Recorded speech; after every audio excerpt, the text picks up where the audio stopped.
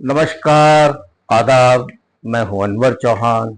आप देख रहे हैं खबरिया चैनल। लोकसभा चुनाव के 7 चरणों में से 6 चरण मुकम्मल हो चुके हैं। आखिरी चरण जो बाकी है उसमें 13 सीटें उत्तर प्रदेश की भी बाकी हैं। 1 जून को उत्तर प्रदेश की 13 सीटों पर चुनाव होना बाकी है। इन 13 सीटों पर लोगों का क्या नजरिया है, इस नजरिए को हमने समझने की कोशिश की और कौन सी पार्टी कितने गहरे पानी में है ये भी समझने की कोशिश की। हालात जो तस्वीर सामने आई वो हम मंजर आम कर रहे हैं। वाराणसी समेत जो 13 सीटें जिस पर चुनाव होना बाकी है ये उत्तर प्रदेश के पूर्वांचल की है। इनमें वाराणसी पर प्रधानमंत्री नरेंद्र मोदी उम्मीदवार हैं। इस सीट को पर तो बिना किसी शक शुबे के ये साफ कहा जा सकता है कि इस सीट पर भारतीय जनता पार्टी विजयी होगी। अलबत्ता जो 12 सीटें हैं उन पर कांटे का मुकाबला बताया जा रहा है, जिनमें चंदौली, मिर्जापुर, बलिया, गाजीपुर, घोसी, रॉबर्टगंज, सलेमपुर, गोरखपुर, कुशीनगर, देवरिया, महाराजगंज और बांसगांव, ये 12 सीटें हैं। यहां कांटे का मुकाबला बताया जा रहा है। कोई ये कहने को तैयार नहीं है कि कौन जीतेगा, इंडिया गठबंधन या भारतीय जनता पार्टी। 2 सीटें यहां 2019 में जीती थी सपा और बसपा ने,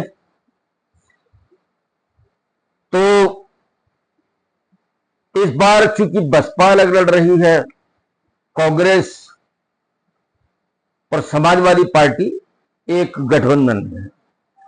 दरअसल पूर्वांचल जो इलाका है ये बेसिकली समाजवादियों का गढ़ हुआ करता था, लेकिन 2014 और 2019 में यहां से भारतीय जनता पार्टी ने अपने विजय रथ का सिलसिला शुरू किया 2014 से, और वो 19 में भी जारी रहा। लेकिन इस बार ऐसा यहां नहीं माना जा रहा है। भारतीय जनता पार्टी अपनी तरफ से जो मुद्दे उठा सकती थी उन्होंने उठाए। सबसे पहले तो भ्रष्टाचार का मुद्दा यहां पर उठाया गया। मोदी जी ने दावे ठोके कि मैं एक एक भ्रष्टाचारी को चुन चुन के हवालात की सलाखों के पीछे भेजूंगा। ये मुद्दा था शुरुआत में। मुद्दे धीरे धीरे बदलते रहे। फिर हिंदुत्व का मुद्दा गर्म करने की कोशिश की गई। राम मंदिर का मुद्दा जो प्राण प्रतिष्ठा हुई थी अयोध्या में, उस मुद्दे को जोर शोर से उछाला गया, लेकिन वो भी बीजेपी के काम नहीं आया। फिर वही था कि पिछड़ों का आरक्षण छीन करके कांग्रेस मुसलमानों को दे देगी, इस मुद्दे को भी गरमाने की कोशिश की। फिर मोदी जी ने यहां यह भी मुद्दा उठाया कि तुम्हारा मंगलसूत्र खतरे में है, तुम्हारा मंगलसूत्र छीन लिया जाएगा, तुम्हारी भैंसें छीन करके मुसलमानों को दे दी जाएंगी। मुद्दे तो उछाले गए, लेकिन शायद बीजेपी की तरफ से जिस तरह के मुद्दे उछालने की कोशिश की गई उसमें बीजेपी की बदहवासी ज्यादा नजर आई।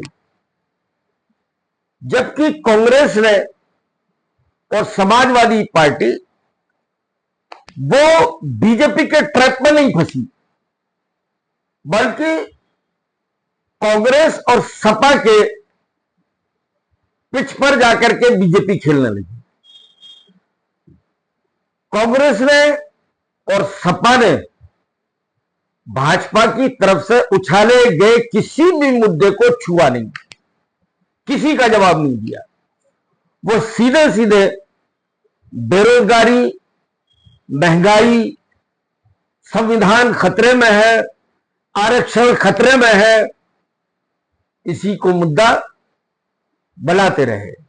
अपनी जो योजनाएं हैं, जो उन्होंने घोषणा की है कांग्रेस ने कि हर महिला के खाते में 1 लाख, जो महिला जो मुखिया होगी अपने परिवार की, उसके खाते में 1-1 लाख रुपए हर साल दिए जाएंगे, बेरोजगारों को भत्ता दिया जाएगा, अपने मुद्दे उछालते रहे। तो हमने भी यही देखा, जो लोग बता रहे हैं जिस तरह के मुद्दे वहां कारगर हुए।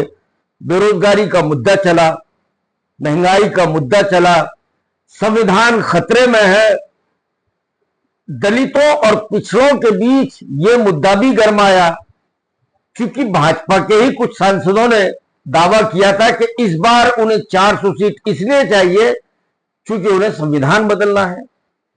संविधान बदलने का खतरा, संविधान जो खतरे में नजर आया, तो बहुत सारी परिस्थितियां ऐसी हैं।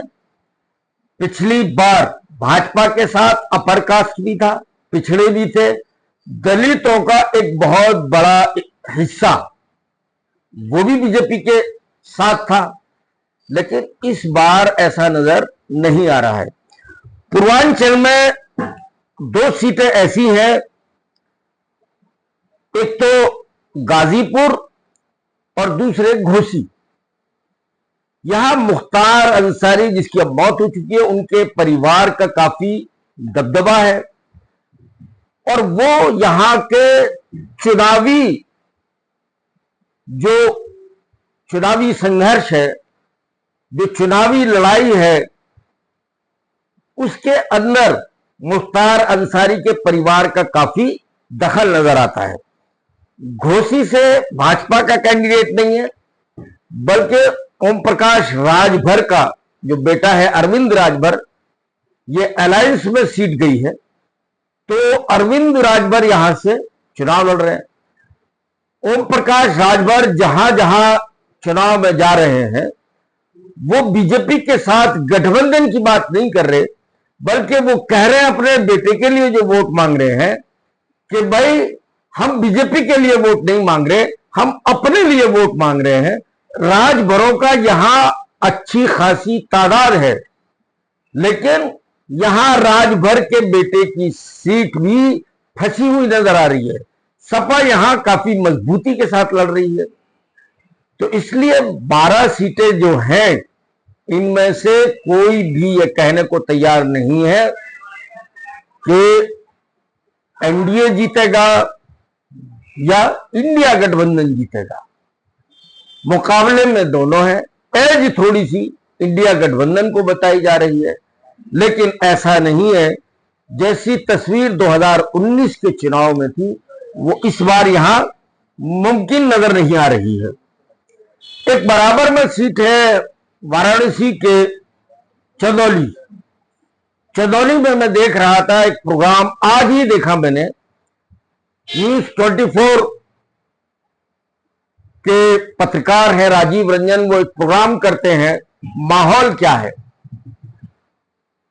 तो चंदौली से महेंद्र नाथ पांडे यहां से तीसरी बार उम्मीदवार हैं, 2 बार वो यहां से लगातार जीत चुके हैं, केंद्र में मंत्री भी हैं। इस बार उनका जीतना थोड़ा मुश्किल नहीं, बहुत मुश्किल नजर आ रहा है। इस बार बीजेपी ने अपर कास्ट में से ही टिकट दिया है और समाजवादी पार्टी ने वीरेंद्र सिंह को टिकट दिया है। वो पहले कई बार विधायक रह चुके हैं, बसपा में रहे हैं, कांग्रेस में भी रहे हैं, वो ठाकुरों में से हैं, राजपूत हैं। तो ये पहली बार यहां ऐसा हो रहा है, जबकि यहां तादाद पिछड़ों की और दलितों की ज्यादा बताई जा रही है। और बसपा ने यहां से दिया है सत्येंद्र मौर्य को टिकट दिया है। तो इस बार मौर्यों की तादाद, मौर्य की जो तादाद है यहां अच्छी खासी तादाद में है।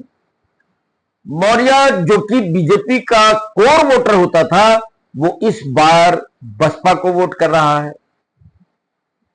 वीरेंद्र सिंह बड़ी मजबूती के साथ चुनाव लड़ रहे हैं, मुसलमान भी दे रहा, पिछड़े भी दे रहे हैं, यादव हैं, कुर्मी हैं और बहुत सारी बरादरियां हैं। यहाँ पिछड़ों का एक बड़ा तबका, बड़ा हिस्सा वीरेंद्र सिंह को जा रहा है, जबकि अपर कास्ट का ब्राह्मण है, बनिया है और थोड़ा हिस्सा राजपूत, अधिकांश राजपूत सपा के साथ गया इस बार, चूंकि वो बीजेपी से नाराज है। तो यहां लग नहीं रहा कि महेंद्र पांडे यहां से चुनाव जीत जाएंगे। ये परिस्थिति मैंने मुकम्मल तस्वीर तो आपको नहीं दिखाई है, थोड़ी थोड़ी झलक के जरिए मैंने ये बताने की कोशिश की है कि ये जो 13 सीटों पर चुनाव हो रहा है उसकी तस्वीर क्या रहेगी, ये आपको समझाने की कोशिश की है।